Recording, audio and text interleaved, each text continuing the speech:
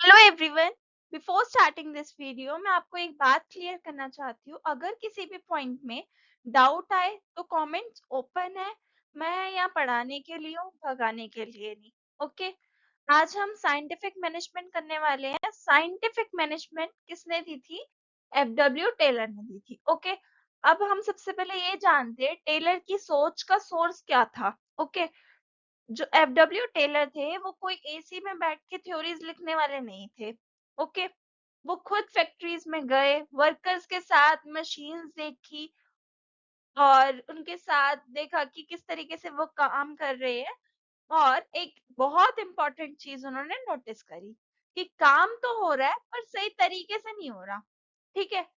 ये जो चीज उन्होंने ऑब्जर्व करी वो कौन थे? F W Taylor. ओके। तो क्या प्रॉब्लम्स टेलर ने देखी थी? वर्कर्स जान के काम स्लो कर रहे हैं। ओके।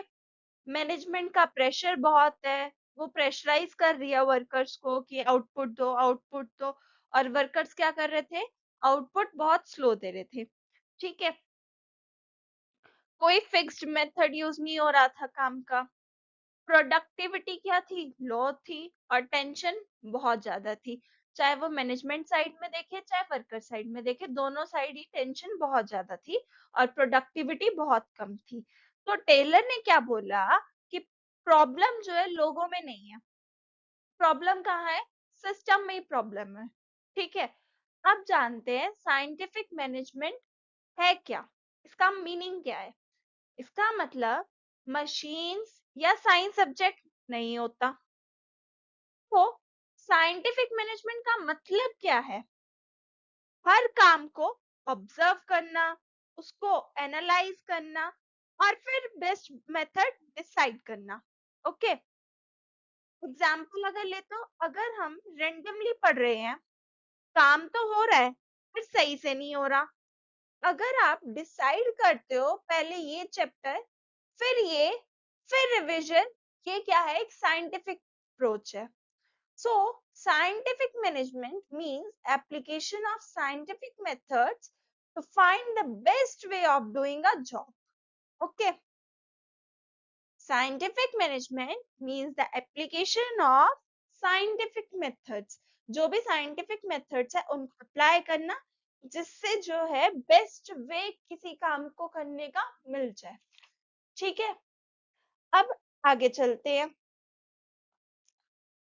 अच्छा, ये सोचो कि साइंटिफिक मैनेजमेंट की नीड क्या थी। ठीक है। तो आंसर क्या रहेगा हमारा कि no standard way of work, कोई स्टैंडर्ड तरीका नहीं था काम करने का। सॉरी।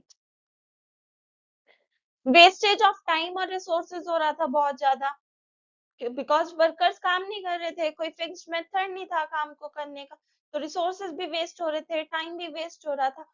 और आपस में वर्कर्स और मैनेजमेंट के बीच में कॉन्फ्लिक्ट्स भी हो रहे थे। दोनों एक दूसरे को ब्लेम कर रहे थे। वर्कर्स कह रहे थे कि जो है मैनेजमेंट हमें एक्सप्लॉइट कर रही है, मैनेजमेंट कह रही थी कि वर्कर्स जो है काम चोर है, वो काम नहीं कर रहे हैं। तो इससे क्या हो रहा था? लो एफिशिएंसी भी हो रही थी।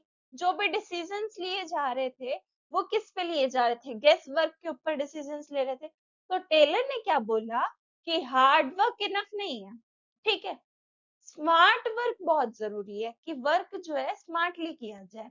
हार्ड वर्क की इतनी नेसेसिटी नहीं है कि हार्ड वर्क जो है होना चाहिए, स्मार्ट वर्क होना चाहिए। ये हमारी साइंटिफिक मैनेजमेंट कह रही है और यही हमारे टेलर ने कहा था। ओके। अब हम आगे चलते हैं। प्रिंसिपल्स जो टेलर ने दिए थे, ये 4 प्रिंसिपल्स टेलर ने दिए थे। Science not rule of thumb, harmony not discord और corporation not individualism, development of workers to their greatest efficiency and prosperity. Okay. एक एक करके इसको डिस्कस करते हैं। ये वही है जहां बच्चे जो है ज्यादातर रट्टा लगाते हैं और फिर पेपर में कंफ्यूजन क्रिएट हो जाता है। ओके। तो हम इसे लॉजिक से समझते हैं कि क्या ये प्रिंसिपल्स कहना चाह रहे हैं, इनका एक्चुअल मीनिंग क्या है, जो हम रियल लाइफ एग्जांपल्स के साथ रिलेट करके देखते हैं। ओके। सो सबसे पहले आ रहा है हमारा science not rule of thumb. Example लेते हैं। कि वर्कर्स कह रहे हैं मैं तो अपनी मर्जी से काम करूंगा, जो टूल्स जो तरीका मुझे ठीक लगेगा मैं वही यूज करूंगा। इससे क्या होगा, ना टाइम का हिसाब होगा, ना बेस्ट तरीका हाथ में आएगा, कभी काम स्लो होगा, कभी गलतियां बहुत ज्यादा होएगी, है ना। पर मैनेजमेंट क्या कहती है, मैनेजमेंट कहती है चलो पहले चेक करते हैं कौन सा टूल बेस्ट है, कौन सा तरीका फास्ट है, और एक यूनिट प्रोड्यूस करने में कितना टाइम लगना चाहिए। फिर सब वर्कर्स को वही टेस्टेड मेथड फॉलो करने को कहेंगे कि ये मेथड यूज करो, इससे काम जल्दी भी होगा, सही भी होगा और ज्यादा आउटपुट भी देगा, है ना। तो टेलर ने इसमें यही बोला था हर काम को करने का एक बेस्ट मेथड जरूर होता है। ओके, तो work should be done based on scientific study and analysis.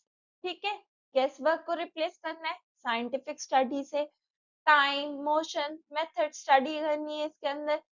इससे क्या होगा, एफिशिएंसी भी इंप्रूव होगी और एक्यूरेसी भी आएगी। ये एक एग्जांपल और दे रखा है आपको। नेक्स्ट क्या है हमारा second principle, harmony not discord. इसमें क्या था, डिस्कॉर्ड का मतलब क्या होता है, सबसे पहले ये जानते हैं। Discord means conflict.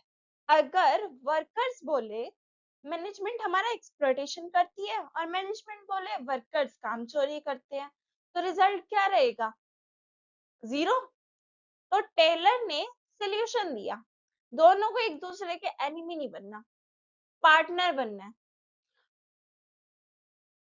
ठीक है, इससे क्या होगा, म्यूचुअल ट्रस्ट आएगा, कॉन्फ्लिक्ट्स कम होंगे, मिसअंडरस्टैंडिंग कम होगी और एक फ्रेंडली रिलेशन भी बनेगा किसके बीच में, वर्कर्स और मैनेजमेंट के बीच में। ठीक है, नेक्स्ट प्रिंसिपल देखते हैं अपना, कॉपरेशन नॉट इंडिविजुअलिज्म। ठीक है, इंडिविजुअलिज्म का मतलब क्या होता है, सिर्फ अपना फायदा देखना। एग्जाम्पल, किसी स्टूडेंट की क्रिएटिविटी बहुत अच्छी है और ग्रुप प्रोजेक्ट हो रहा है, तो वो बोले कि मैं तो सिर्फ अपना अपना काम करूंगा, उसके अलावा किसी का भी वर्क है वो अपना अपने आप देखे या किसी से भी करवाए, पर मैं सिर्फ अपना काम करूंगा, उसके अलावा किसी भी काम में हाथ नहीं बटाऊंगा, ना मैं देखूंगा कि कैसे काम हो रहा है नहीं हो रहा। तो इससे क्या होगा, प्रोजेक्ट क्या होगा, फेल हो जाएगा। तो इसी तरह से फैक्ट्रीज में भी हो रहा था।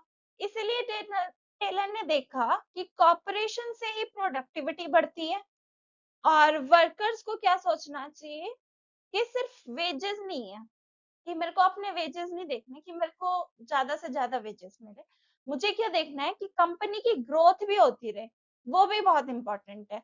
और मैनेजमेंट को सिर्फ कंपनी की ग्रोथ नहीं देखनी है, मैनेजमेंट को ये देखना है या अपने प्रॉफिट्स नहीं देखने, ये देखना है कि वर्कर्स का फ्यूचर भी बहुत इंपॉर्टेंट है।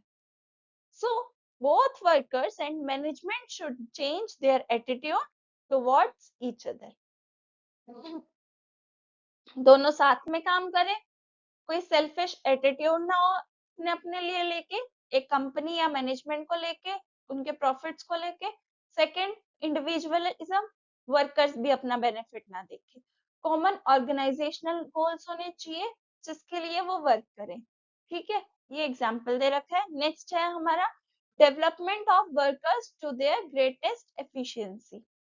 ठीक है, इसके अंदर क्या था, टेलर्स वर्कर को मशीन नहीं मानते थे, कि वर्कर्स मशीन नहीं है कि वो प्रॉपर तरीके से वर्क कर ले।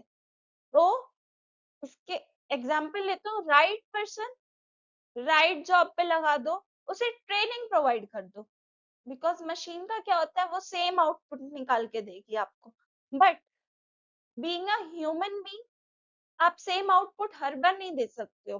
तो मशीन तो हम है नहीं है कोई, हमें ट्रेन किया जाएगा, ट्रेनिंग प्रोवाइड होगी, तो इससे जो है हमारे रिजल्ट्स में इम्प्रूवमेंट आएगी, हम बेस्ट आउटपुट दे पाएंगे। ठीक है, तो वर्कर्स को डेवलप करना, उनके की डेवलपमेंट उनकी ग्रेटेस्ट एफिशिएंसी के अकॉर्डिंग करना। ओके, तो यही हमारा प्रिंसिपल कह रहा है कि right person plus right job plus training provide कर दो, तो इससे हमारा रिजल्ट क्या रहेगा, बेस्ट आउटपुट आएगी, बेस्ट रिजल्ट आएगा। तो scientific management aims at development of workers to their greatest efficiency. Okay, ये हमारे कुछ प्रिंसिपल्स थे।